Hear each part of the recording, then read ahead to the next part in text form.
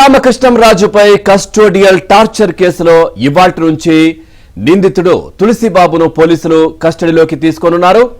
3 రోజుల పాటు తులసిబాబును ప్రకాశం ఎస్పీ దామోదర్ విచారించనున్నారు. ఈ నెల 8న అరెస్ట్ అయిన తులసిబాబు ప్రస్తుతం గుంటూరు జైల్లో రిమాండ్ ఖైదీగా ఉన్నారు.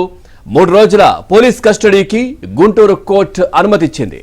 ఇక ఒంగోలు ఎస్పీ కార్యాలయంలో తులసిబాబును విచారించనున్నారు.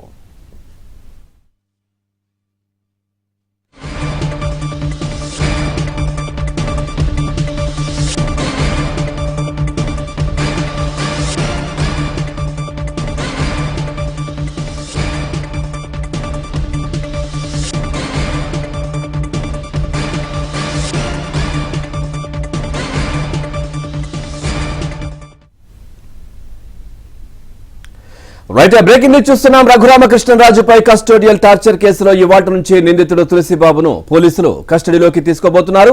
3 రోజుల పాటు తులసిబాబును ప్రకాశం ఎస్పీ దామోదర్ విచారించనున్నారు.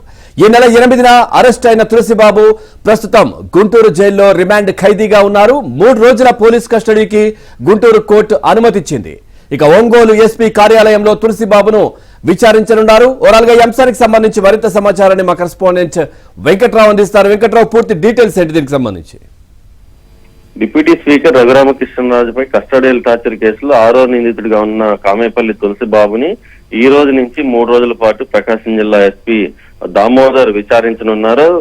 ఈ నెల 8వ తేదీన విచారణకి పిలిచిన సమయంలో తులసిబాబు విచారణలో సహకరించలేదు, సరైన సమాధానాలు చెప్పలేదని ఆ రోజే అర్ధరాత్రి వేళ తులసిబాబుని అరెస్ట్ ప్రకటించారు. అప్పటి నుంచి కూడా తులసిబాబు గుంటూరు జైల్లో రిమాండ్ ఖైదీగా ఉన్నారు. నిన్న ఏదైతే రఘురామకృష్ణరాజు కూడా తన మీద గుండెల మీద కూర్చున్న వ్యక్తి తులసిబాబే తనని చంపాలని ప్రయత్నం చేశారంటూ కూడా ఆరోపణలు చేస్తున్న నేపథ్యంలో నిన్న గుంటూరు జైల్లోనే పెరేడ్ నిర్వహించి తులసిబాబును గుర్తించే ప్రక్రియ కూడా చేపట్టారు. దీంట్లో తులసిబాబును గుర్తించానని ఇటు రఘురామకృష్ణరాజు కూడా ప్రకటించిన పరిస్థితి. ఈ నేపథ్యంలో ఈ రోజు నుంచి కూడా 3 రోజుల పాటు కామేపల్లి తులసిబాబుని ప్రకాశం జిల్లా ఎస్పీ విచారించనున్నారు.